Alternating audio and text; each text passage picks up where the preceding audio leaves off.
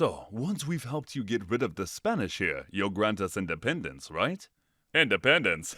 No, we'll just be your new occupiers.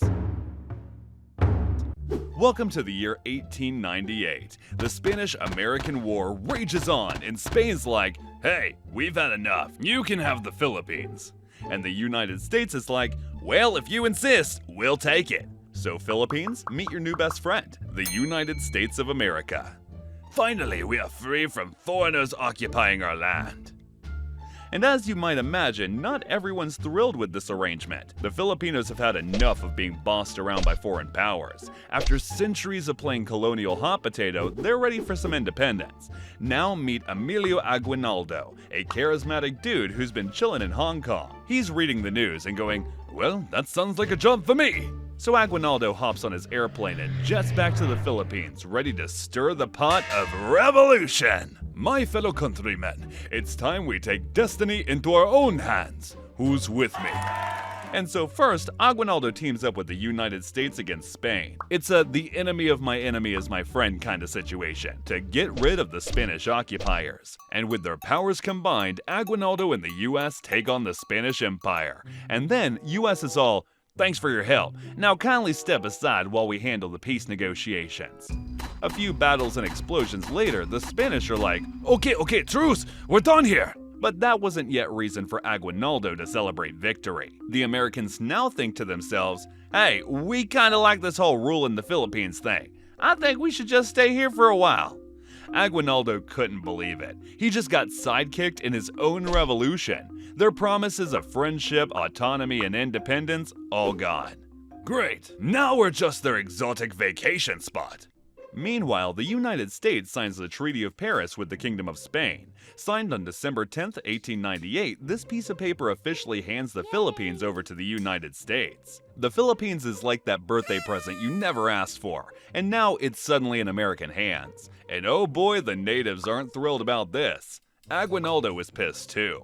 His dream of Philippine independence just took a big hit, and that wasn't the end of things. On June 12, 1898, Aguinaldo makes a bold move and proclaims Philippine independence either way, leading to the creation of the first Philippine Republic. This is our moment! We get our freedom, sovereignty, and wait, why do I have a feeling this isn't going as smoothly as planned? And he wasn't so wrong after all, because American forces quickly moved in to assert their authority. But the Filipinos aren't about to just hand over their country to the Americas, and so the Battle of Manila ensues on February 4, 1899. Filipino forces try to make a bold move and reclaim their turf from the American occupiers. Emilio Aguinaldo is leading the charge against the American forces. 19,000 American soldiers stand against 15,000 armed militiamen for the Philippine Republic. The battle escalates quickly, and both sides give it their all. The Filipino insurgents use their guerrilla warfare skills, like urban ninjas flipping through the shadows. The streets of Manila transform into a brutal battlefield, with chaos, smoke, and more drama than a Shakespearean play. Well, who knew coconuts could double as grenades? It's like a wild game of hide and seek, where the prize is nothing less than control of a key city. The Filipino insurgents put up a fierce fight, initially pushing the Americans back in a surprising twist. But they soon went out of luck, and American troops, better equipped and trained, started to regain their footing and push the Filipino army out of the city. The showdown continues along the treacherous peaks of the Battle of Teriot Pass. In December 1899, the stage is set for yet another confrontation between the brave Filipino revolutionaries and the unyielding American forces. General Gregorio de Pilar, young, courageous, and determined, takes the reins. He's leading a small but spirited group of Filipino soldiers to defend Teriot Pass Mountain. You've got this, General. They may be Americans, but we've got the better we've got the better spirits. The pass itself is a daunting obstacle, a fortress of rock and determination against the American tide. General Del Pilar knows the terrain like the back of his hand, and he's ready to turn it into a formidable fortress. As the battle kicks off, the Filipino defenders use the rugged landscape to their advantage, but the American forces led by Major Peyton C. March are in no mood to back down either. They are now storming forward, determined to overcome all obstacles in their path. Despite their fierce resistance, the odds are stacked against the Filipino defenders. The American firepower and sheer numbers begin to take their toll. The battle rages on, but the results become inevitable. De Pillar and his men, like the valiant heroes they are, fight to the last breath. In the end, the Battle of Tirad Pass becomes a somber testament to the cost of freedom, and the American forces emerge victorious. 52 Filipino soldiers, including General Gregorio del Pilar, fall in the line of duty. And it didn't end there. September 1901, the air hangs heavy with tension in the town of Balangiga. Filipino insurgents hatch a plan to attack the American forces. They catch the American soldiers off guard in a fierce and brutal ambush. 54 American soldiers die. But the aftermath is even more chilling. They launch a counteroffensive of overwhelming power, turning Balangiga into a landscape of chaos, fire, and tragedy.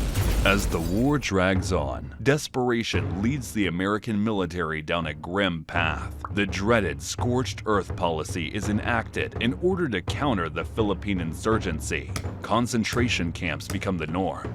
Hello, I'm a Civilians find themselves caught in a crossfire that wasn't of their making. And while the war rages, the debate over America's role echoes across the borders. Some American voices rise in dissent, questioning their country's actions as an unjust empire's expansion.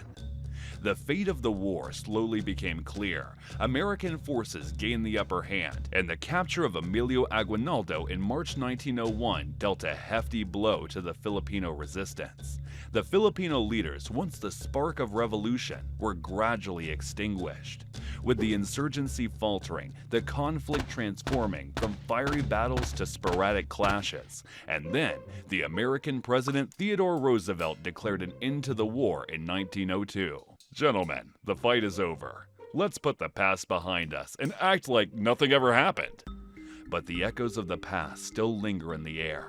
The war left a landscape reshaped, a society fractured, and a legacy etched in the hearts of many. As the dust began to settle, a new chapter began. The Philippines found themselves under American colonial rule. Efforts were made to rebuild, to modernize, yet the division caused by foreign control led to ongoing dissatisfaction that didn't fade. Nationalist fervor stirred, a fire that wouldn't be quenched. Calls for independence echoed across the country. 1935 brought a glimmer of self-governance with the establishment of the Commonwealth of the Philippines, a step towards sovereignty, but not yet the finish line. And then, the long-awaited moment finally arrived.